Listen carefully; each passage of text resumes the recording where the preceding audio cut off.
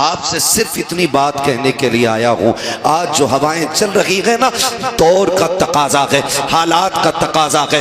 कुल उम्मत मुस्लिमा को एक जगह इकट्ठा होना पड़ेगा और जो आपसी इख्तलाफात हैं, किसी के मैंड का झगड़ा, किसी के खेत का झगड़ा, किसी के प्लॉट का झगड़ा, किसी के रास्ते का झगड़ा, किसी की जमीन का झगड़ा, किसी की इज्जत का झगड़ा, किसी की नाक का झगड़ा, किसी की मूंछ का झगड़ा, ये जितने झगड़े हैं ये सारे एक तरफ रखो और सब मुस्तफा की गुलामी में आकर के एक दूसरे के शाना बशाना हो जाओ और दुनिया को बता दो मुस्तफा के चाहने वाले न कल अलग थे न आज अलग है। खुदा की कसम, जिस तरह मुस्तफा ने कलमे की रस्सी से कल जोड़ा था, आज भी उम्मत उसी रस्सी से जुड़ी हुई नजर आ रही। नारे तकबीर, नारे रिसालत, मसलके आला हजरत मौलाना हम्माद रजा मुरादाबादी।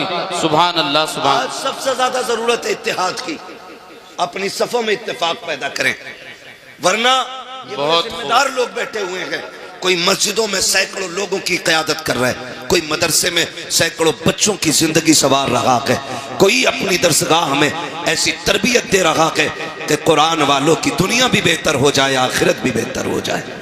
मैं नहीं जानता आप इनके बारे में क्या कहते होगे। आपका कोई किसी के ये चचा होंगे, किसी के भतीजे होंगे, किसी के बेटे होंगे, कोई लल्ला कह के आवाज देता होगा, कोई भतीजा कह देता होगा, कोई चाचा कहता होगा। ये सारे रिश्ते बाद में हैं, लेकिन हुजूर की गुलामी का रिश्ता सबसे पहले है। ये सबसे पहले, ये सबसे पहला रिश्ता है।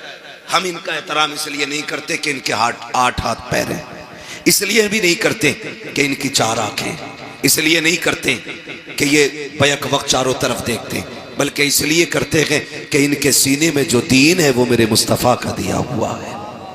सुभान अल्लाह, मेरे मुस्तफ़ा का दिया हुआ दीन है। आज जरूरत इत्तेफाक की है, आज जरूरत इत्तेहाद की है। आज उम्मत का हाल बता दूं, खुदा की कसम, जब हवा चलती है ना पीरों की, तो ढूंढ ढूंढ के मुरीद करते, ढूंढ ढूंढ के। क्या कोई बच्चा है छोटा मोटा, गोद में डाल दो, क्या करेगा भाई का मुरीद करना है। हम बैत के मुखालिफ नहीं, हम मुरीद और पीर के खिलाफ नहीं है, लेकिन आज उम्मत जिस मकाम पे खड़ी है ना, खुदा की कसम, जिस दिन से ताजुश शरिया का विसाल हुआ है ना, आज तक उम्मत लावारिस नजर आती है। आज कोई हमारे सरों पे हाथ रखने वाला नहीं है, आज इस कौम की कोई क़यादत करने वाला नहीं है, आज इस कौम के आगे खड़े होकर के इस कौम की रहनुमाई करने वाला कोई नजर नहीं आ रहा है। आज जरूरत है कि हम मुस्तफा के दिए हुए तरीके को अपना कायद बना लें। कुरान जो हमारे बीच में है उसको अपना रहनुमा की तस्लीम करें और हर जगह अपनी क़यादत के लिए मुस्तफा के दिए हुए तरीके और कुरान को अपना रहनुमा बना करके आगे बढ़े। अगर किसी को किसी से कोई नाराजगी है तो चलो उठाओ, उसको माफ कर दो, उससे माफी मांग लो। आप अगर ये कहो कि मौलाना माफी तो मांग लूंगा, लेकिन लोग जलील करेंगे, रुसवा करेंगे, कोई छोटा कहेगा, कोई कहेगा डर गया, आज उसकी परवाह नहीं करनी है, उससे कह दो उसके दरवाजे पे जाओ जो तुमसे नाराज है। अगर छोटा भी है उसके दरवाजे पे दस्तक दो और जाके कहो यार मुझे माफ कर दे। अगर कोई खता हो गई है, अगर वो धक्का भी दे, अगर ये भी कहे मुझे तुझसे समझौता नहीं करना, तू कितना बेगैरत है, तू फिर से आ गया है, उससे कह देना आज मैं गैरत और बेगैरत के लिए नहीं बल्कि मदीने वाले के बताए हुए तरीके के लिए आया हूँ। मेरे नबी ने कहा है जो रूठे हुए भाई को पहले सलाम करता है अल्लाह उसके सारे गुनाह माफ फरमा दिया। सुभान अल्लाह, सुभान अल्लाह, बहुत खूब। मना लो, लेकिन किसे मनाए? बाप बेटे में नहीं बनती, चचा भतीजे में नहीं बनती, भाई भाई में नहीं बनती है। हाँ, अगर 1 इंच फालतू न पगई ना तो उसी पे मुकदमे चल रहे। अगर 1 ईंट दीवार में निकल गई, कह रहा है ये क्यों निकली? भाई ये मिस्त्री की भी खता हो सकती है, ये थोड़ी सी निकल गई तो इसमें क्या हुआ? उसी पे झगड़े, इन छोटी छोटी बातों पे इतने बड़े झगड़े। आप जानते हो माफ करना हुजूर ने सिखाया है। किसने सिखाया? हुजूर ने सिखाया है। आज जब बाप बेटे नाराज हो जाते तो बेटा कहता नहीं नहीं मैं अब्बा को सलाम नहीं करूंगा। कहा क्यों? कहा उन्होंने मुझे चौराहे पे जलील किया था, मुझे डांट दिया था, मैं अपने यारों के साथ खड़ा था। मैं कहता हूं बेवकूफ, जिन्हें बाप डांटते हैं ना वो बेटे खुश नसीब होते हैं, बेशक, इसलिए कि डांटने वाले भी रब नसीबों से अता फरमाता है। क्या बात, सही बात है। ये नसीबों से मिलते हैं।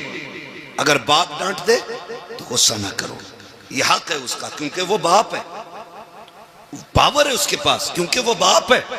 लेकिन हम कितने नाराज हो जाते हैं, बात बात में बाप से नाराज होकर बैठ जाते। कहते मौलाना तुमने तकरीर कर दी, लेकिन मेरे अब्बा से मिल लोगे ना, कहोगे तू ही सही है। हम कभी नहीं कह सकते हैं, याद रखिएगा। मैं बेटों से गुजारिश करूंगा, कभी बाप बेटों में अनबन हो जाती है, इसका मतलब तो ये नहीं है चौक में खड़ा करके मौलाना कमरुद्दीन का हाथ पकड़ के कहो मौलाना मेरे अब्बा को समझा दियो, उनका दिमाग खराब हो गया है। जब घर की बात कोई बंदा तीसरे बंदे से जाके कहता है ना, फिर घर के घरुए हो जाया करते हैं। और याद रखिएगा, जो शान अल्लाह ने हवेलियों को अता की है वो घरुओं को नहीं मिली है।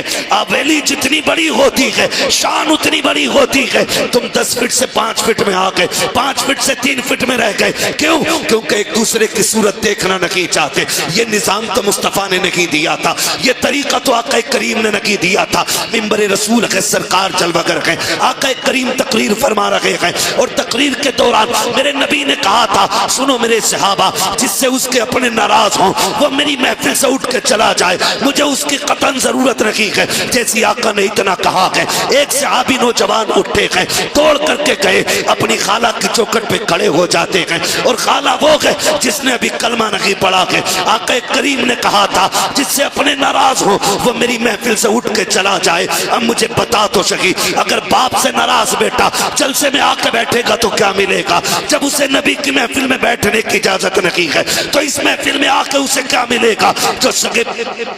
जो सगे भाइयों से नाराज है वो इस महफिल में क्या लेने के लिए आया है? जिसने अपने रिश्तेदारों से मुंह मोड़ लिया है वो यहाँ क्या लेने के लिए आया है? यहाँ पे वो बैठे जिससे अपने राजी हो। मेरे नबी ने कहा था, जिससे अपने नाराज हो वो मेरी महफिल से उठ के चला जाए। वो नौजवान उठते हैं और उठने के बाद दौड़ लगाई, सगी खाला के दरवाजे पे आए। अंदर से खाला निकल के आई, क्या बात है भांजे, आज कैसे आ गया? तू तो मेरा चेहरा देखना नहीं चाहता था, तू तो बात करना नहीं चाहता था, आज आंख में आंसू आ गए। कहने लगे खाला, जो मेरा नबी है ना उसने आज ऐलान किया कि जिससे अपने नाराज हो जाए वो मेरी महफिल से उठ जाए। का खाला माफ कर दे, मुझसे राजी हो जा। का रो क्यों रहा है? का अगर तू राजी नहीं होगी तो मेरा नबी मुझे महफिल में बैठने की इजाजत नहीं देगा।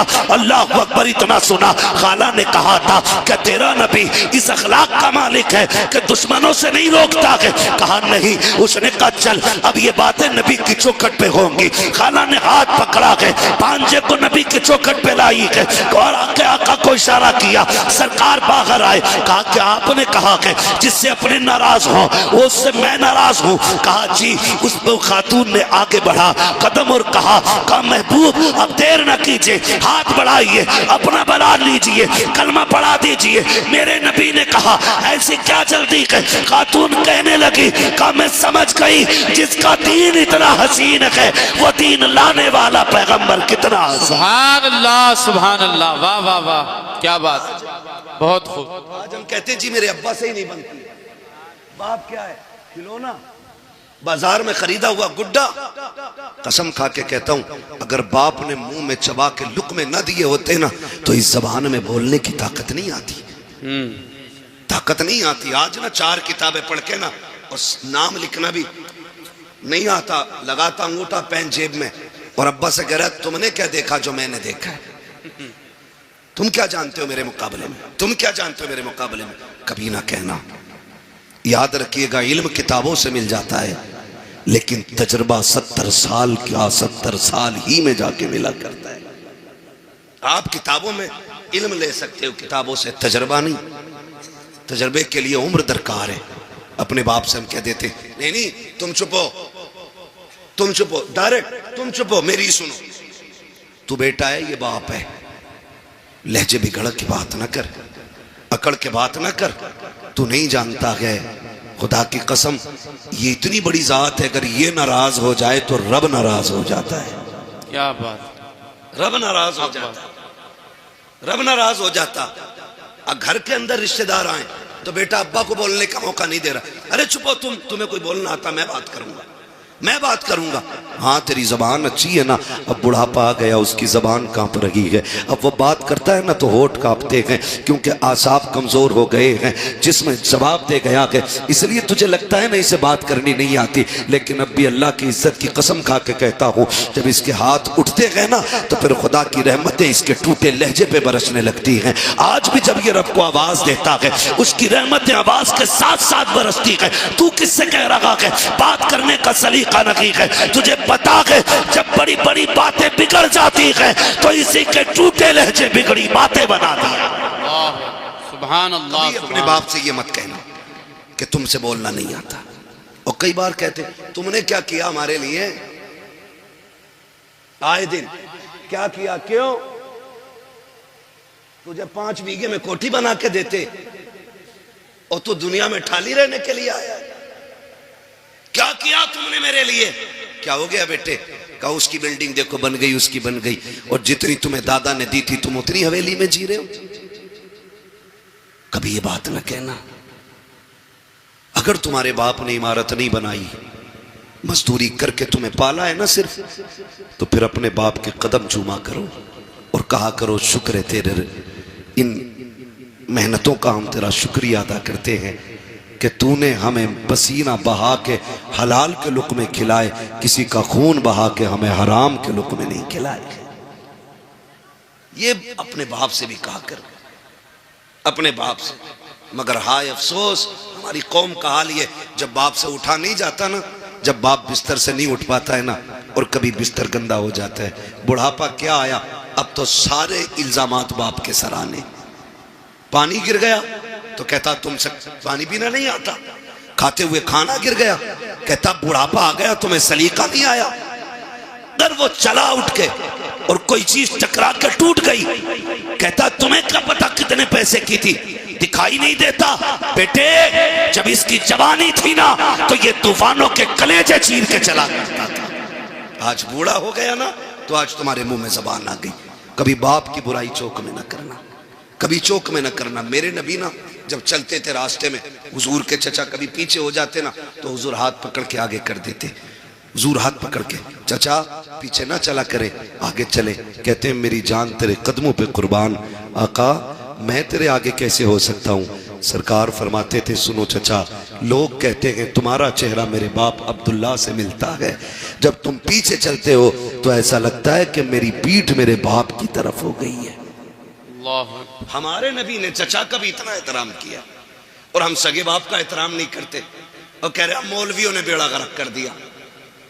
गलती हमारी जिम्मेदार, मौलवी मच्छर ज्यादा काट दे, कह रहा 14वीं सदी का मौलवी नहीं बख्शा जाएगा। क्यों? मच्छर भी हमने सिखाए। कब तक अपने ऐप दूसरों पे डालेंगे हम? रब तो सबका है ना जी। रब जोर से रब सबका है, सबका है। चलो हमारी नहीं सुन रहा है तो फिर तुम तो ऐसे बनो ना कि तुम्हारी सुने, वो तो सबका है। इमाम गजाली से पूछा था हुजूर दुआएं कबूल क्यों नहीं होती, तो आपने फरमाया था 2 काम किया करो दुआएं कबूल होने लग जाएंगी। कहा क्या? कहा जब भी खाना हलाल खाना और जब भी बोलना सच बोलना। फरमाया 2 काम कर लो, जबान खुलते ही अल्लाह मकबूलियत का परवाना अता फरमा दिया। सुभान अल्लाह। ये 2 काम सबसे जरूरी है। तो मैं आपसे अर्ज कर रहा हूं माफी।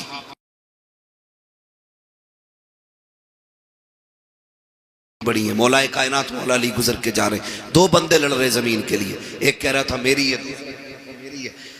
तो हजरत अली को आते देखा, कहा झगड़ा ना करो फैसला इनसे करा लेते। हजरत अली आए, क्या बात है? कहा फैसला कर दो। ये कह रहा मेरी है, मैं कह रहा हूं मेरी है। तो आपने फरमाया तुम चुपो, मैं जमीन से पूछ लेता हूं किसकी है। ठोकर मारी, काली जमीन जानती है मैं कौन हूं? जमीन ने कहा तुम अबू तुराब हो। कहा फिर बता तू किसकी है, इसकी है या इसकी है? जमीन ने कहा तालीन से कह दो ना मैं इसकी हूं ना मैं इसकी हूं, ये दोनों मेरे हैं। दोनों मेरे। जमीन के लिए सगे भाई पे मुकदमे ना करना। 20 2 बीघा 2 बीघा छोड़ दो, इसलिए कि दौलत मेहनत से मिलती है, रिश्ते खुदा की रहमत से मिला। सुभान अल्लाह। कचहरी जाके देखो, भाई के कनपटे पे किसने लगा रखी है? सगे भाई ने। मुकदमे किसने किए? सगे ने किए। जेल में किसने डाला? सगों ने डाला के। भतीजों को यतीमी की जिंदगी गुजारने पे मजबूर किसने किया के? सगों ने किया के। अपने बाप के साए से महरूम बच्चों को किसने किया के? अपनों ने किया के। ओ नौजवानों, खून में गर्मी होती है, थोड़ी देर के गुस्से को बर्दाश्त कर लिया करो। अगर किसी के लहजे में तुम्हें जिल्लत महसूस हो, थोड़ी देर की जिल्लत बर्दाश्त कर लो। अगर तुमने खून की गर्मी दिखाई, नस्लें बर्बाद हो जाती हैं। जमाना तमाशाई बना देखता है, और आज दुश्मन ताकतें तुम्हें मुंह फैलाए देख रही हैं। तुम जरा सी गलती करो, तुम्हारे बेड़े गरक कर दिए जाए, तुम्हारे जरा से कदम गलत उठे, तुम्हें तबाह बर्बाद कर दिया जाए। मुझे बताओ तो सही, जितने दंगे हो रहे हैं उनमें मुजरिम भी गम है, कातिल भी गम है, मकतूल भी गम है, सताए भी हम जाते हैं, जेलों में भी हम डाले जाते हैं। वजह सिर्फ इतनी है कि हमारे गुस्से कंट्रोल में नहीं है, हमारे दुश्मन चालाकी से काम कर रहे हैं। तुम्हें तो मुस्तफा ने फिरासत दी थी, आका करीम ने दयानत दी थी, तुम्हें बिगड़ने की जरूरत नहीं है। अगर गुस्सा आ जाए, सुलह हुदैबिया याद कर लेना, सारा गुस्सा ठंडा हो जाएगा। अगर बदला लेने का वक्त आ जाए तो फतेह मक्का याद करना। खुदा की कसम, मुस्तफा का किरदार अपना लो, ये दुनिया भी हमारी होगी, आखिरत भी हमारी होगी। सुभान अल्लाह, सुभान अल्लाह, बहुत खूब हजरत, सुभान अल्लाह। कह रहा हूं, एक एक जगह का नाम आप पढ़ते होगे और सारे देखते होगे। मकान भी हमारे टूटे, जेल में भी हम, मारे भी हम गए, जेल में भी हम। समझ रहे? मस्जिदों पे हमारी हमले, जेल में भी हम। मेरे भाई, गुस्सा गुस्सा गुस्सा कंट्रोल में रखो, कंट्रोल में रखो, वरना दुनिया तुम्हें लूटने पे लगी है, लूटने पे लगी है। 10, 20, 50 हजार, लाख, 10 लाख, 20 लाख ये मुकदमों में लग जा रहे हैं। हम भाई को सजा कराने के लिए 50,000 दरोगा को देने तैयार हैं, लेकिन भतीजे की जिंदगी बचाने के लिए 5,000 हॉस्पिटल में देने तैयार नहीं। ये हमारी सच्चाई है। और गौस का दामन नहीं छोड़ेंगे, आला हज़रत का दामन, अरे पकड़ा ही कब है हमने, छोड़ोगे क्या? पकड़ा ही कब है? किरदार देखें हम अपने। अगर हमारा सगा हॉस्पिटल में हो तो फोन बंद कर लेते हैं, और जब किसी को सजा कराने की बारी आती है ना, तो पड़ोसी भी आके बैठ जाते हैं। डरना मत मौलाना, दरोगा से बात करो, तुम पे ना हो तो हम दे देंगे, तुम पे ना हो तो हम दे देंगे। ये फ्री के मुशीर तुम्हारी तबाही का तमाशा देखने के लिए आते हैं। अगर गुस्सा आ जाए बर्दाश्त करना, अपनों पे मुकदमे मत करना, अपनों पे चढ़ाई मत करना, थोड़ी सी बर्दाश्त कर लिया करो। जब थोड़ी सी बर्दाश्त कर लोगे, खुदा की कसम जिंदगी सुकून में गुजर जाएगी कि कोई तुम्हारा कुछ बिगाड़ने वाला ही नहीं आएगा जी। इसलिए जरूरी है अपनी सफों में इत्तेफाक पैदा करें। झगड़े हैं तो एक दूसरे से समझौते करें, मोहब्बतें पैदा करें। बिरादरी का झगड़ा, खानदान का झगड़ा, जात पात के भेदभाव, इस्लाम इसकी इजाजत नहीं देता है, इस्लाम इसकी इजाजत नहीं देता है। याद रखिएगा, अल्लाह के नजदीक वो अजमतों वाला है जो दुनिया में ज्यादा तकवे वाला है। जैसा आपका तकवा वैसा ही आपका मकाम अल्लाह की बारगाह में बुलंद है। इसलिए मेरी गुजारिश है, पठान, खसाब, जमींदार, ठेकेदार बाद में बने, रब के वफादार बंदे पहले बनने की कोशिश करें। हम लोग पहले बनने की कोशिश करें। भाई क्या होता है जानते हैं आप? आज जाके देख लो, हॉस्पिटल में जितने भी झगड़े होंगे भाइयों ने मारा होगा। थाने में जाके देखो तो दोनों तरफ भाई होंगे। कचहरी में जाके देखो, एक वकील के बिस्तर पे भाई है तो दूसरा भी भाई है। ये कंडीशन है। भाई क्या होता है? करबला सुनी है ना, जानते हो ना करबला? करबला में एक भाई को हुसैन कहा जाता है, दूसरे भाई को अब्बास कहा जाता है। तवज्जो है सारे लोगों की? मैं बताने लगा हूं भाई किसे कहते हैं। एक भाई को हुसैन कहा जाता है, दूसरे को अब्बास कहा जाता है। अब्बास वो है जिसने कभी इमाम अली मकाम का नाम नहीं लिया था, पूरी जिंदगी कभी भाई कह के आवाज नहीं दी थी, जब भी कहा था आका कह के आवाज दी, अपना सरदार कह के आवाज दी, कभी भाई नहीं कहा था। इतना अदब था, इतना अदब। जब करबला में गाजी अब्बास मैदान जाने लगे ना, तो मेरे इमाम ने कहा था अब्बास का जी आका, कहा एक बार मेरे सीने से लग जा। दौड़ के आए, सीने से लग गए। आपने कहा मुझे भाई कहने लगे मेरी माँ उम्मे बनीन ने कभी सिखाया ही नहीं था कि मैं आपको भाई कहूँ। कहा बचपन से मुझे सिखाया था कभी हुसैन को भाई ना कहना। मैंने कहा था अम्मी उनका बाप भी अली, मेरा बाप भी अली, मैं भाई क्यों ना कहूँ। तो मेरी माँ ने कहा था तू उम्मे बनीन का बेटा है, वो फातिमा ज़हरा का बेटा है। ये अदब सिखाए गए, ये अदब, ये तहजीब सिखाई गई। काश तो भाई कह दे। गाजी अब्बास ने उस दिन कहा था भाई। खुदा की कसम जब जाने लगे तो फिर हुसैन रोए। गाजी अब्बास ने कहा था आज अकबर को लाकर खेमे में रखा, नहीं ऐसे रोए जैसे अब रो रहे हैं। मेरे हुसैन ने कहा था तेरे बाद करबला में मुझे भाई कहने वाला नहीं रहेगा। ये भाई होता है। और तारीख गवाह है, मैदान करबला में गए, तलवारें चली, जब आप घोड़े से नीचे आने लगे एहतराम किया करो, छोटे बड़े की कदर किया करो। आज हमारे घरों का माहौल ये है कि जो कमाता ज्यादा है उसकी इज्जत ज्यादा है, चाहे छोटा हो या बड़ा हो। अगर छोटा है तो वो बड़े का बाप बन बैठा है। अगर बड़े भाई ने मेहनत करके छोटे को पैसे दे के पढ़ाया है तो पूरे कलम की ताकत छोटे वाला बड़े भाई पे निकालता है। देख मेरे कोट की ताकत ये है, मेरे कलम की ताकत ये है। ओ भाई अपने बड़ों का एहतराम किया करो। जब गाजी अब्बास करबला के मैदान में गए, सवारी से नीचे आए थे, कहा था अदरिकनिया हुसैन, हुसैन मुझे आके संभालो। आका हुसैन ने दौड़ लगाई और आवाज देते गए अब्बास कहाँ हो कहाँ हो। ये कहते कहते दौड़ लगे गए।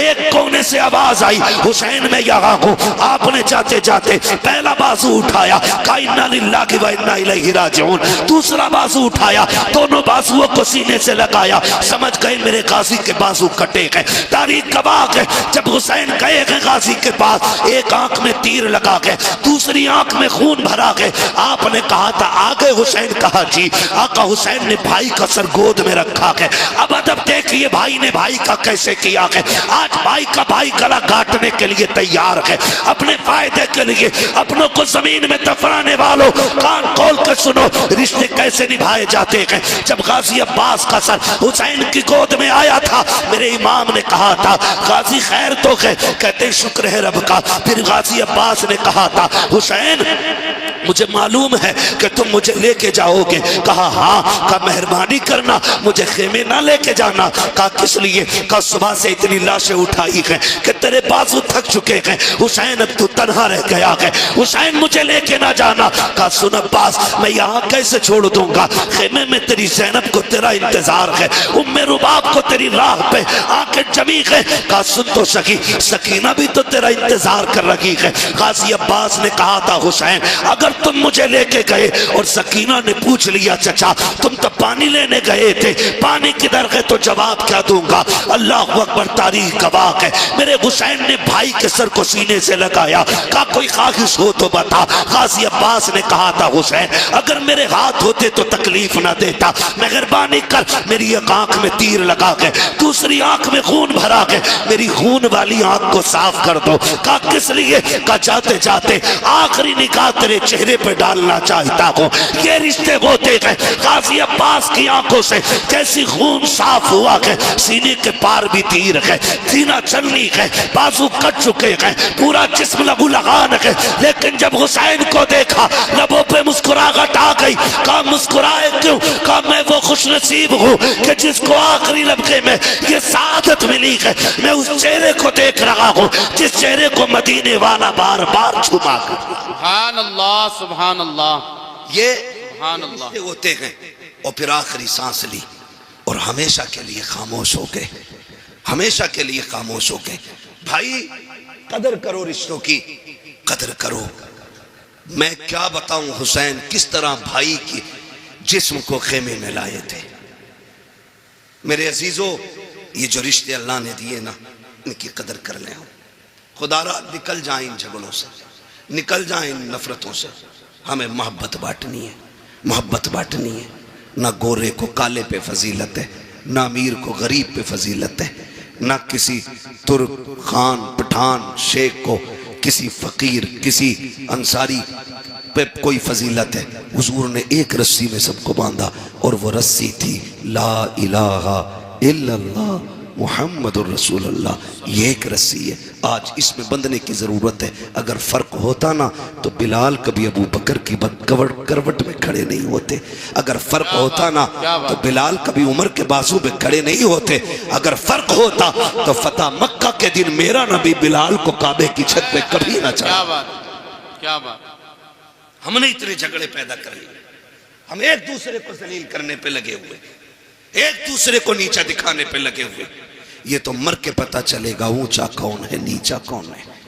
हम कौन होते हैं फैसले करने वाले। निकले हम इन झगड़ों से और वो माहौल पैदा करें कि हम दुनिया को बता दें कि मोहम्मद से वफा तूने तो हम तेरे हैं, ये जहां चीज है क्या लोहो कलम तेरे हैं। और सिर्फ यही रिश्ते नहीं, यही रिश्ते नहीं, अगर थके ना हो तो थोड़ी बात आगे बढ़ा लो। थके तो नहीं है ना अभी, आप लोग नहीं थके ना अभी। जो लोग नहीं थके वो कहते हैं जरा या रसूल अल्लाह। मैं तो आप लोगों की हिम्मत और मेहरबानी कि इतनी रात तक आप बैठे हुए हैं, क्योंकि मैं पूरे 2 घंटे लेट यहां पहुंचा हूं। अल्लाह आपको सलामत रखे। बस अगर सुनना चाहते हैं तो मैं सुनाऊं, लेकिन यह भी अच्छा नहीं लगता ना जबरदस्ती अपनी बात किसी पे थोपी जाए। तैयार है सुनने के लिए? जरा कह दें या रसूल अल्लाह। हाँ, हमारे कुछ भाई खड़े होकर सुनने, अल्लाह इन्हें सलामत रखे। हाँ, ये भी बड़ी बात है, क्योंकि इतनी देर खड़ा रहना भी छोटी बात नहीं है, बड़ी बात है। हाँ, और माशाल्लाह खड़े वाले बंदों ने भी हाथ उठाया है, कभी और खड़े रह सकते, आप बैठे रह सकते। ये शाहपुरा इतने बड़े बड़े मौलाना लोग यहाँ रहते और आप सर हिला के कह रहे बैठ सकते हैं ना थोड़ी देर। सलामत रहे माशाल्लाह। हाँ, बस मैं अर्ज करूं आपसे, एक ये रिश्ता भाई का भाई से रिश्ता, फिर एक रिश्ता और बेटी का रिश्ता, बहन का रिश्ता, ये भी मजबूत करने। कोई भी किसी का भी दामाद हो, उससे मैं गुजारिश करना चाहूंगा, ससुराल में जाके तोप ना बना करो। दामाद है, कोई तूफान नहीं है तू। हमने ऐसे भी हज़रत दामाद देखे जिनकी मोहल्ले में कोई औकात नहीं अपने, वो ससुराल में टांग पे टांग रख के बैठे होते। सही बता रहा हूं। हाँ, मोहल्ले वाले कहते वो पुनवा,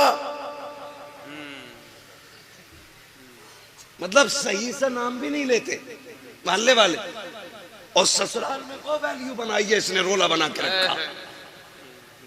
पढ़ा लिखा भी ससुर है ना, कह रहा इनसे पूछो भाई हमारे बड़े दामाद हैं, तो वहां इतनी लंबी अलग ही रख रहे हैं। आप सुने, अल्लाह ने एक जिंदगी मुकम्मल की है, बेटी के जरिए, बहन के जरिए, बीवी के जरिए। ये जिंदगी के बड़े अहम हिस्से हैं।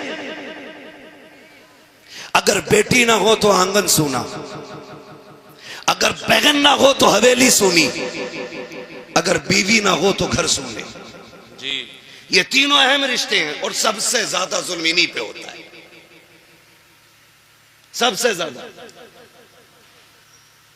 वो दामाद जिस गरीब ने अपने घर 300 रुपए का जूता नहीं पहना होता, वो ससुर से 1800 रुपए लेता जूतों के लिए। ना करो ये, इतने आसान कर दो रिश्ते कि जिस तरह बाप को बेटों पे नाज होता है, उसी तरह बाप को दामाद पे नाज होना चाहिए। ईद गुजरी है, ईद रहम करो यार, हाथ जोड़ रहे हैं तुम्हारे आगे। 1.5 लाख की ईद ही गई है, ये रस्में चल गई है। ईदी में क्या 3 किलो छुआरे, हाँ 1.5 किलो बादाम, 2 किलो किशमिश। खागा कौन? का दामाद। 1 क्विंटल सामान भेजा, दूल्हा बन के फिर भी ऐसे ही आया जैसे भीगी मुर्गी। ये जबरदस्ती के लोड है, खत्म करो ये जबरदस्ती के लोड, ये नहीं रहने चाहिए। सिर्फ वो रखो जो इस्लाम ने रखा है। हमें अपनी तरफ से फालतू नहीं बढ़ाना, नहीं बढ़ाना। यह अलग बात है कि दामाद का लीवर इतना कमजोर होता है कि बादाम खाते ही बीमार। ये कंडीशन है। इसलिए मेरे अजीज फालतू के खर्चे बंद करो। आज गरीब सोचता कि बेटी रुखसत कैसे की जाएगी, आज कमजोर सोचता कि बेटी के हाथ कैसे पीले किए जाएं। इसलिए कि मैंने कई गरीबों को कहते सुना कि रिश्ता पक्का तो कर देते, लेकिन बीच में ईद आ रही है, 1 लाख का खर्चा बढ़ जाएगा, ईद के बाद रिश्ता पक्का किया जाएगा। यार जो गुंजाइश वाला है वो तो कभी भी कर सकता है, लेकिन गरीबों का जीना हराम किया है ऐसी कसरत दौलत दिखाने वालों ने जो 1-1 लाख की ईदियां दे रखे हैं। कोई फायदा नहीं, कोई मकसद नहीं। इतने आसान कर दो निकाह, ताकि अगर कोई गरीब बेटी जब हाथ पीले हो तो रब का शुक्र अदा करे और मचल के कहे मालिक तेरा एहसान है, तूने हुजूर की उम्मत में पैदा किया है जहाँ गरीब बेटियों को रब ने ये हक दिया है कि जहाँ अमीर मुस्कुराते हैं उसी सफ में गरीब भी खड़े होके मुस्कुराया। नारे तकबीर, नारे रिसालत। पैगाम हक कॉन्फ्रेंस, मुफ्ती हम्माद रजा मुरादाबादी। है तवज्जो, आसान करेंगे इंशाअल्लाह निकाह, इंशाअल्लाह। बोले इंशाअल्लाह, जोर से बोलो इंशाअल्लाह। हाँ सब नहीं, बहुत गौर से सुन रहे हैं। चलो कोई बात नहीं, कुछ ये सोचते हैं मुझ पे ही बोल रहे दिखें, होता है ऐसा। कहते हैं चोर के पैर कितने होते हैं। किसी को भी कहो कि मौलाना मुझे ही कह रहा होगा, मेरे पड़ोस वाले ने जरूर कही होगी। ये इस तरह के ख्यालात पैदा होते हैं। तो रिश्ते आसान करें, रिश्ते आसान करें। मैं सिर्फ एक बात जानता हूं, ये फ्रिज, गाड़ी, मोटरसाइकिल, कारें मांगने वाले लोग हो, मैं सिर्फ एक बात कहूंगा उन लोगों से जो मांग मांग के जहेज लेते हैं, यार जिसने बेटी दे दी उसने सारी कायनात उठा के दे दी। बेशक बेशक, मानते नहीं इस बात को जी। जिसने बेटी दे दी उसने सब कुछ दे दिया, सब कुछ दे दिया। उसकी हिम्मत को सलाम कि 22 साल 18 साल पाल के किसी अजनबी के हवाले कर देता है। और उसमें भी कह रहा पिलाई जो थी ना आधा इंची कमजोर रह गई, क्यों इस पे भैंसे बांधेगा? 2 इंची की पिलाई चाहिए बेड में, अलमारी में। कब्र के तख्ते क्या इंची के होते हैं? बोलो।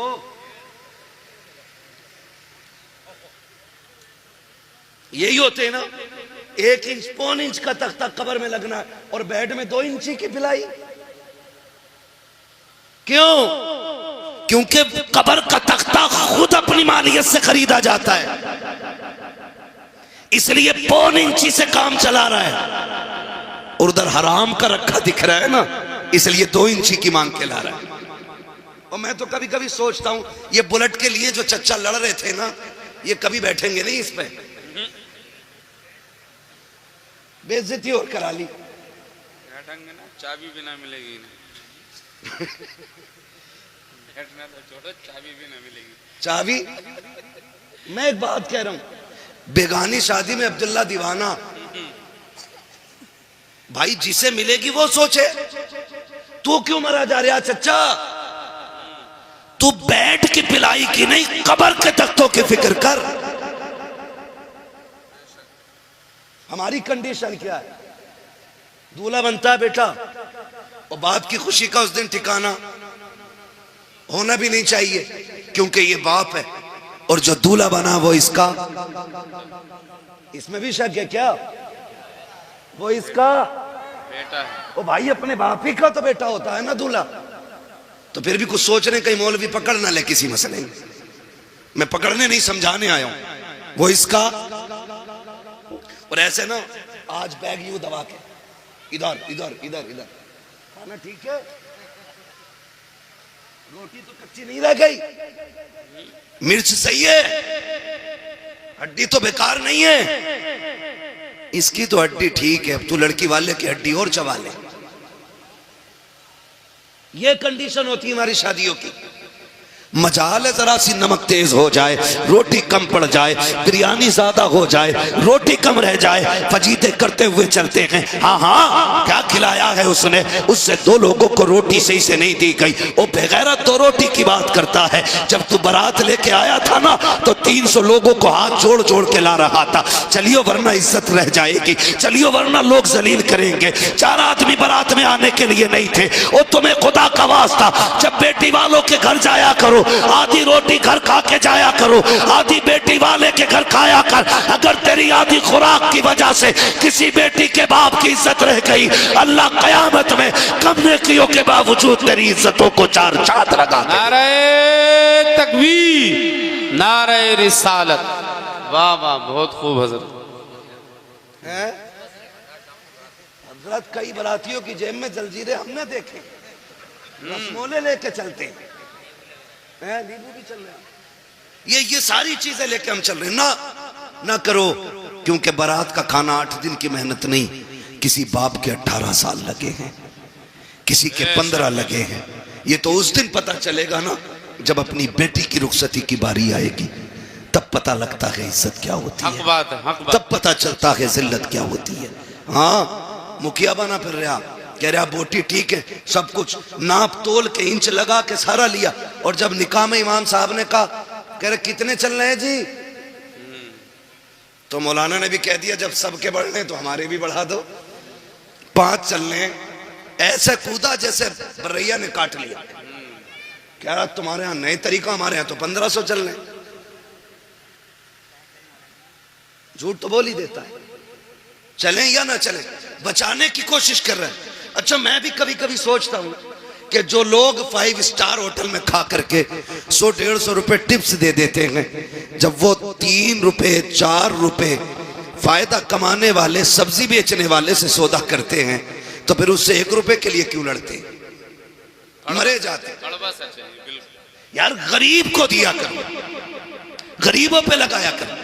इमाम ने 5000 मांग लिए, कह रहे आप बुलाओ कलवा के अब्बा को, उनको भी बुलाओ जिन्होंने रिश्ता कराया है। कहा ये पहले क्यों नहीं बताया था, यहाँ 5000 चलते हैं, हम तो मौलवी अपना लेके आते। मैं कहता हूँ गैरत कर, जब बेगैरती दिखाता है तब तुझे पैसे दिखाई नहीं देते, जब तुझे अपनी शान बनाने की बारी आती है तब तुझे पैसे कम लगते हैं। जब इमाम को देने की बारी आई तेरा कलेजा फट जाता है। ओ भाई, इमाम को ज्यादा से ज्यादा दिया करो, इसलिए कि बेनमाजी खाएगा तो कम मिलेगा, नमाज वाला खाएगा सवाब अल्लाह ज्यादा अता फरमाए। सुभान अल्लाह, सुभान।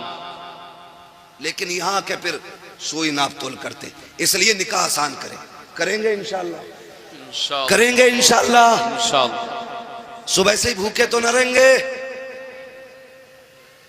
एक और वो कहते हैं ना बबर सिस्टम है, क्या कहते हैं उसे, स्टैंड खड़े में जो खाना, स्टैंडर कहते हैं ना,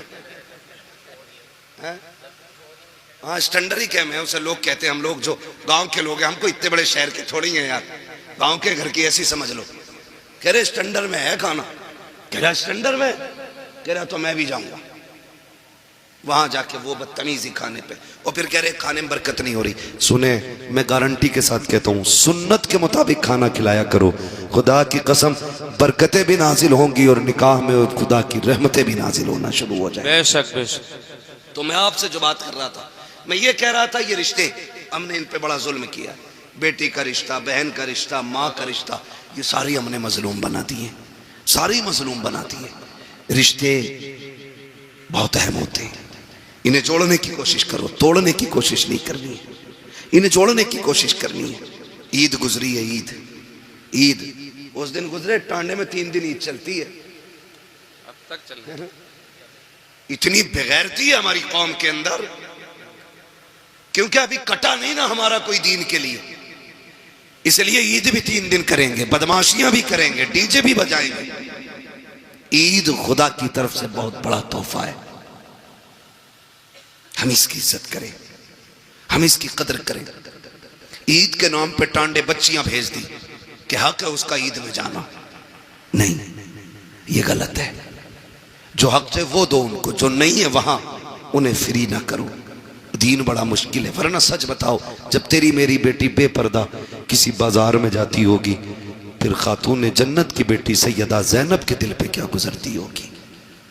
खुद सोचो जरा। बेशक वो सोचती नहीं होंगी हमने खानदान दे दिया लेकिन पर्दा नहीं दिया था, हमने अपनों की लाशें देखी हैं, बच्चों के कटे सर देते, लेकिन हमने हुजूर का दिया हुआ पर्दा नहीं छोड़ा। तो फिर क्या जवाब होगा अगर क़यामत में उन्होंने पकड़ लिया तो। इसलिए खुदारा हम अपने रवैयों को बेहतर करें, रवैयों को बेहतर करें। ईद गुजरी है ना, कई लोग ना बेटियों को फोन, ना बेटियों को बुलाना, क्यों कि दामाद से अनबन हो गई थी। समधी जो हो ना, समधी भी मुझे तो कहीं कहीं ऐसा लगता कि पूरे आतंकवादी होते। सही कह रहा हूं, कह रहा जाऊंगा नहीं, मूछ का मसला और जागा मेरा लड़का भी नहीं, निकाह लड़के का हुआ, अब्बा तुम्हारा नहीं हुआ है। बेटी पे सितम न करो वरना अल्लाह ऐसा रगड़ेगा सारी समझीगिरी निकाल देगा। जो बने बैठे ना हम समझी हैं, ना करें। बाप को बेटियां बड़ी प्यारी होती हैं, बेटियों को कभी माँ बाप से जुदा ना करें, खुद भी इनके साथ शामिल हो, इनको भी माँ बाप के साथ भेजें, उनके पास भेजें ताकि बेटियों की खुशियों में कमी ना रह जाए। ये हम सभी पे लाजिम है, इन रिश्तों को निभा के चलें। और बस आखिरी बात आपसे ये कह के मैं बात खत्म करूं कि हम जिस सोसाइटी में जी रहे हैं ना, उस सोसाइटी में सबसे अहम और सबसे खास बात यह है कि हमें पढ़ना होगा, आगे बढ़ना होगा। जी, जिसके पास 50 बीघे जमीन है वो पढ़ाते ही नहीं है, कह रहा ट्रैक्टर रहेगा तो ये जोतेगा, अगर कलम ले लेगा तो जमीन कौन देखेगा। एक साइन में सारी छिन जाती है। जमीन मजबूत ना करो, औलादे मजबूत बनाओ। जी जी, आपके पास 50 बीघे है, 5 बीघे बेच के बच्चों को पढ़ाइए और बच्चों को इतना मजबूत बना दो कि वो किसी पे बोझ ना बने बल्कि दूसरों का बोझ खुद उठाने लगे। बेशक बेशक, पढ़ाइए अपने बच्चों को। और आने वाला दौर बम का नहीं, बारूद का नहीं, कलम का दौर है। जी,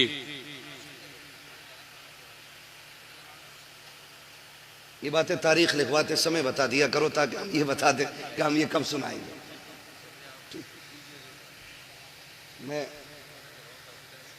चलिए मैं सुना दूंगा एक वाकया, जरूर आपका मन इस बात में रख लिया जाएगा, ठीक है? आप खुश रहिए, ठीक है ना? इन बच्चों ने बड़ी मेहनत की है, तो अगर ये चाहते हैं तो इंशाल्लाह वो मैं जरूर सुनाऊंगा, ठीक है? जरा कह दें या रसूल अल्लाह, या रसूल अल्लाह, और जोर से कह दें या रसूल अल्लाह, या रसूल अल्लाह, है ना? मेरे भाई ने पहले भी मुझसे कहा था इस बात को, तो मैंने कहा था इंशाल्लाह कोशिश रहेगी, ठीक है? लेकिन मैं क्यों, हाँ, और मैंने उसमें बीच में जिक्र भी कर दिया है थोड़ा सा, लेकिन मैं आपको बता दूं, बस नाराज ना हुआ करें, मैं ये बात बता दूं भाई कि कुछ चीज़ें ऐसी होती हैं ना जो मौके के साथ ख़ास होती हैं। जी जी, ख़ास होती हैं। करबला का जिक्र अगर मुहर्रम में हो तो फिर 4 चांद लग जाया करते हैं, ठीक है ना? लेकिन मोहब्बत आपकी है तो इंशाल्लाह मैं कोशिश करूँगा कि इस बारे में भी कुछ बात कर लूँ। ज़रा कह दें या रसूल अल्लाह, या रसूल। अब जो दौर है ना, मैं जो कह रहा हूँ, अब जो दौर है वो दौर कलम का है। वही आगे बढ़ेंगे जो पढ़ेंगे। कब्जा हुकूमत उन्हीं की रहेगी जिनके हाथों में कलम होगा। हम जो तोड़े गए ना, हमारी जहालत की बुनियाद पे तोड़े गए। हम जो पीछे धकेल दिए गए, हमारी नाकाबिलियत की बुनियाद पे पीछे धकेला गया। हम पैसे देकर के हाई स्कूल पास करते और फिर कहते मुसलमान थे इसलिए निकाल दिया। हाँ, 10% ये वजह हो सकती है कि हमारे मुसलमान होने की वजह से हटाया गया, लेकिन 90% हमारी जो पीछे हटाने की वजह होती है वो होती है हमारी लाइल्मी। जी, नौजवानों, किसी ऐसे स्कूल में ना पढ़ना जहां पैसे लेकर के नकल कराई जाती हो।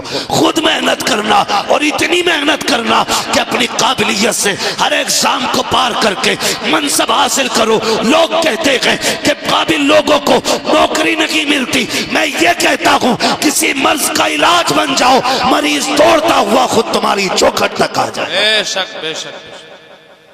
इसलिए तालीम पे सबसे ज्यादा गौर करना है, हमें पढ़ना है। आज हमारे लिए सबसे ज्यादा जरूरी है। और जरूरी नहीं है कि मौलाना ही बनाए, मौलाना ही बनाए, ये जरूरी नहीं है। दीन की बुनियादी बातें सिखाइए, फिर बेटे को IAS IPS बनाइए, फिर बेटे को आप एक दीनदार वकील बनाइए। उससे कहिए तुझे हक के लिए मुकदमे लड़ने हैं, तुझे सच के लिए कोर्ट में आवाज उठानी है। ऐसे बेटे बनाओ और फिर तैयार करो अपनी कौम के नौजवानों को। हर कोर्ट में जब हुजूर का गुलाम खड़ा होगा ना और कह देगा मुझे झूठा मुकदमा नहीं लड़ना, मैं सच के लिए लड़ूंगा, लोग सोचने पे मजबूर हो जाएंगे आज के गुलामों का किरदार ऐसा है तो फिर नबी के उमर का किरदार कैसा रहा हो। सुभान अल्लाह। इसलिए पढ़ेंगे इंशाअल्लाह। बच्चे बैठे, नौजवान बैठे, PUBG कितना खेल ले हो? बहुत दबा के खेलने हैं बच्चे, दबा के चल जाना, जिस कोने पे बैठ जाओ उठता ही नहीं। हाँ, हर वक्त यूं। क्या है ये? हमारा वक्त बर्बाद हो रहा है। कोई और कौम इतना नहीं खेल रही है, सच बता रहा हूं। हम रातों में चलते हैं, अगर रोड पे नौजवान मिले रात में हम समझ जाते हैं ये मुसलमानों का गांव है। और जहां वक्त से लोग सो जाते हैं हम समझ जाते हैं हम मुसलमान ही नहीं रहते, क्योंकि हमारा जो उसूल है ना वो बड़ा बेकार होता जा रहा है।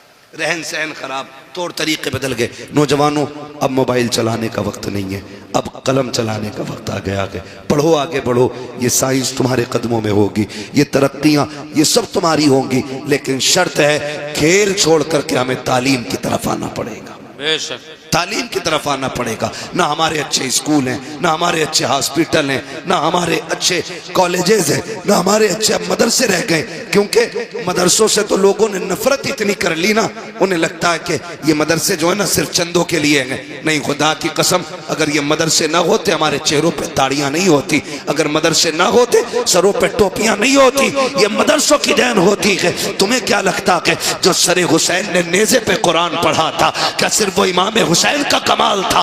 नहीं, खातूने जन्नत ने दूध पिलाते वक्त कुरान सुनाया था, सर कटा के नेज़े पे हुसैन ने कुरान पढ़ते। सुभान अल्लाह, सुभान अल्लाह। जब दरसगाह ऐसी होती है ना तो फिर बेटे ऐसे होते, फिर बेटे ऐसे होते। मैं आपसे अर्ज कर रहा था, खुदारा रिश्ते बेहतर करे और अपने बच्चों को तालीम दे, पढ़ाएं अपने बच्चों को, खुद भी पढ़ें, बच्चों को भी पढ़ाएं। अल्लाह ताला हमारी नस्ल को कुरान पढ़ने, सुनने, समझने की मौला करीम तौफीक अता फरमाए। और हुजूर के सदक़े में अल्लाह हमारी नस्लों में उलमा, हुफ़ाज़, कारी, IAS IPS अल्लाह हमारी कौम में पैदा फरमा दे। आमीन कह दो भाई। आमीन। हाँ, यहाँ आमीन कहने वाली बात थी। तो पढ़ने की कोशिश करें। और मैं ज़मींदारों से, गुंजाइशदार लोगों से कहना चाहता हूँ, अगर आपके बच्चे किसी काम में लग गए हैं और आपके पास अब पढ़ने वाला बच्चा नहीं है ना, तो फिर आप ये तलाश करें कोई गरीब बच्चा हो जो आगे बढ़ना चाहता है, पढ़ना चाहता है, अच्छा है, ज़हीन है, अच्छे नंबरों से पास हुआ है, तो फिर आप अपने पैसे से उसकी मदद करके उसको पढ़ाएं और उससे कह दें अगर डॉक्टर बन जाए ना तो 6 दिन अपने लिए दवा देना और 1 दिन मदीने वाले के नाम पे तुझे फ्री दवाइयां बांटनी है। सुभान अल्लाह। करेंगे इंशाअल्लाह ये भी। हम चंदा करके, मेहनत करके जलसा कर लेते, हम मेहनत करके मज़ारों के गुंबद बना लेते, हम चंदा करके 5 लाख 7 लाख का मीनार बना लेते, तो हम पैसा इकट्ठा करके अपने गांव के अंदर एक IAS IPS नहीं बना सकते? बोलो, बना सकते कि नहीं? अगर हर गांव के अंदर एक IAS होना तो फिर कोई भी इलाका कमजोर नहीं होगा। जी, ये याद रखिए। हमारे तो प्रधान भी ऐसे अंगूठा छाप होते, ऐसे जाकर कह रहे हैं पुलिस वाले से, भाई क्यों आए गांव में, जबकि गांव का मालिक प्रधान होता है। पुलिस वाले को इजाजत नहीं है प्रधान की इजाजत के बगैर गांव में कदम रखे, लेकिन चच्चा को पता ही कुछ नहीं है क्योंकि पढ़े ही नहीं है। पढ़े, काबिल बने, अपने हुकूक जाने, जो आपको राइट्स मिले वो समझिए आप, ताकि कोई कमजोरी पैदा ना हो, ताकि कोई कमी ना रह जाए। पढ़ेंगे इंशाअल्लाह, वादा करें सारे इंशाअल्लाह, पढ़ाएंगे बच्चों को, माशाअल्लाह। पढ़ाएंगे कि दुकान कराएंगे? अरे बहुत पढ़ा लिया, अल्लाह को 10वीं पास है, चल बैठ दुकान बजा कर शटर खोल। 10वीं पास करा के ना और बैठा दिया दुकान में, है ना। और फिर लल्ला ने 2 ही चीजें याद की, यस और नो, बस वही काबिल हो गया। साइन करने हमें नहीं आते, हम कुछ पढ़ नहीं सकते, तो क्या फायदा। कोशिश करें आज ही से कि एक हम बंदा ऐसा तैयार करेंगे जो हमारे गांव का होगा और आईएएस होगा, आईपीएस होगा। ये तैयारियां करें अगर वजूद को बाकी रखना चाहते हो, वरना ये सोच लेना दीन तुम्हारे ऊपर नहीं है आया यूं रिशो तातार के अफसाने से, पासबा मिल गए काबे को सनम खाने से। हाँ, जिसने नबी की आल को कत्ल किया था वो यहूद और नसारा नहीं थे, वो इसी दीन का कलमा पढ़ने वाले लोग थे, वो हुजूर का कलमा पढ़ने वाले लोग थे। अल्लाह ने उनका ऐसा बेड़ा गर्क किया, आज उनका नामो निशान नहीं मिलता है। तो आपको क्या लगता है दीन हमारे ऊपर टिका हुआ है? हम कुछ भी कहे करें, अल्लाह को हमको जिंदा रख रही है, माज अल्लाह उसकी कोई मजबूरी है? वो तो ये कहता है अगर तुम मेरे दीन से खिलवाड़ करोगे मैं तुम्हें खत्म करके तुमसे अच्छे लोग ला के रख दूंगा, ये उसका ऐलान है। इसलिए खुद से कोशिश करो। वो कुरान की आयत करीमा में हाफिज तो नहीं हूं, इन्नल्लाह ला युगय्यिरु मा बिकौमिन हत्ता युगय्यिरु मा बिअनफुसिहिम, है अल्लाह ताला किसी कौम के हालात उस वक्त तक नहीं बदलता जब तक कौम अपने हालात बदलने की खुद से कोशिश नहीं करती। हमें कोशिश करनी है खुद से, हमें। फिर आप कोशिश करें, कामयाबी देना रब का काम है, करेंगे इंशाअल्लाह। इसी दीन के लिए करबला में शहादतें हुई हैं। खाली सुन के घर जाके हुसैनी नहीं बन सकते हो, किरदार में भी हुसैनी बनना पड़ेगा, अखलाक में भी हमें हुसैनी बनना पड़ेगा, तौर तरीके भी हमें करबला वालों के होने चाहिए। मैं आपसे अर्ज कर रहा था, रिश्ते निभा के चले। जिस तरह आप मेहनत से बेटों को पढ़ाते गए उसी तरह मेहनत से बेटियों को भी पढ़ाइए, बेटियों को भी पढ़ाइए। हम बेटों को इसलिए मेहनत से पढ़ाते कि ये बुढ़ापे का सहारा होता है, और बेटियों को इसलिए नहीं पढ़ाते क्योंकि वो पराए घर चली जाती हैं। ना करें, याद रखें, बेटे बुढ़ापे के सहारे होते हैं, बेटियां आखिरत का सहारा हुआ करती हैं। सुभान अल्लाह। उन्हें भी पढ़ाइए। और याद रखिएगा, जब बुरे वक्त में बेटे भी साथ छोड़ जाते हैं ना, तो फिर बेटियां ही काम आया करती हैं। ये भी याद रख लेना, फिर बेटियां ही काम आया करती हैं अगर बेटे भी साथ छोड़ जाए। क्या तुमने नहीं देखा कितने बाप घर के बाहर बैठे मिलते, कितने वीडियोस रोज के वायरल होते कि वो कहता मेरे बच्चों ने निकाल दिया, कोई कहता बहू ने घर में नहीं रहने दिया, कोई कहता बेटे ने धक्का दे के निकाला गया। ऐसे बुरे वक्त में भी बेटियां काम आ जाया करती हैं। तुमसे गुजारिश करना चाहता हूँ, खुदारा रिश्तों की कदर करो। तुम जानते हो बेटी क्या होती है, आओ जरा दिल पे हाथ रख के सुनो। मैं बताना चाहता हूँ बेटी किसे कहते हैं। जब मेरा इमाम आखिरी बार करबला के मैदान में जा रहा था, सारे लोग एक एक करके शहीद हो चुके हैं, मेरे इमाम ने तैयारी मुकम्मल की है। और तैयारी करके जब आप अपनी सवारी, जिसको मुर्तजिज कहा जाता है, आप अपने घोड़े पर सवार हुए। आज इमाम आली मकाम जब घोड़े पर आए हैं, अपनी सवारी पर बैठे हैं, बड़ी तेजी से सवारी को इशारा किया है। एक मर्तबा नहीं 11 मर्तबा हुसैन ने एड़ लगाई थी, लेकिन वो मुर्तजिज जो बैठते की हवाओं से बातें करता था, जिसकी रफ्तार बड़ी तेज थी, 11 मर्तबा इशारा किया, घोड़ा आगे नहीं बढ़ा।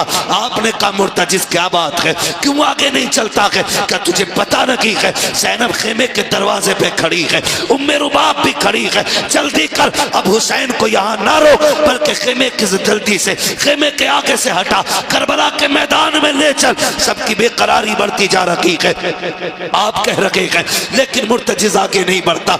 आपने कहा था मुर्तजिज मैं जानता हूं तूने भी 3 दिन से पानी नहीं पिया है, सुन मैं करीम इब्ने करीम हूं, सखी इब्ने सखी हूं, मैं तुझे तकलीफ नहीं देना चाहता, जा तेरी मर्जी है। हुसैन तुझे इजाजत देता है, चाहे तो नहरे फुरात जाके प्यास बुझा ले, चाहे तो कूफा चला जा या वापस शहर मदीना चला जा।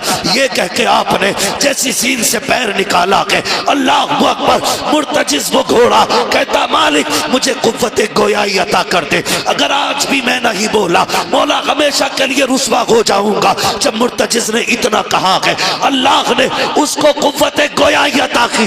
लोग कहते हैं हुसैन का घोड़ा कैसे बोल सकता है, वो तो जानवर है। मैं कहता हूँ अगर असहाबे काफ का कुत्ता बोल सकता है तो क्या अली के बेटे का घोड़ा नहीं बोल सकता? क्या बात है, क्या बात, बहुत खूब है तवज्जो। मुझे नहीं लग रहा आप सुनने के लिए बैठे। बस जो हुए गलत उनको माफ फरमाए रब्बे कायनात। जिंदगी ने दिया साथ, फिर होगी मुलाकात। चमन रहा फूल खिलेंगे, जिंदगी रही, फिर मिलेंगे। सारे लोग कलमा शरीफ पढ़ लीजिए, ला इलाहा इल्लल्लाहु मुहम्मदुर रसूलुल्लाह व मा अलैना इल्लल बलागुस सलाम।